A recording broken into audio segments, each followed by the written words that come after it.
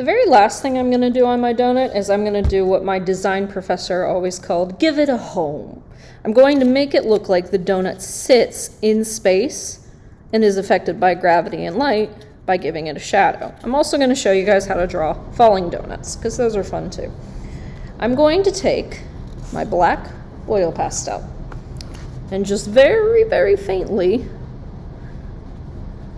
go down to the bottom. You could do this with bright blue. I don't feel like our blue is dark enough, but that's entirely up to you. Notice I stopped pressing quite as hard towards the edge there. I'm actually going to come in with a little bit of light gray. Just a little bit though, guys. Not nearly all that much.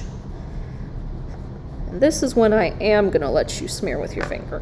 Make sure you're following the curve of the donut and pulling away from it. You don't want to pull towards it, otherwise you're going to get shadow in your donut, and nobody wants to be sent to the shadow donut round. See how that looks like it's sitting on the paper? Now if I want to make it look like something is falling, most of your donuts are all going to be the same size, but I could add just a couple quick lines. Some of them are longer, some of them are shorter. I'm not pressing hard at all. But motion lines like that make it look like the object is falling through space. You could add a different shadow if it wasn't already on top of a donut, things like that. So you are going to create 5 donuts.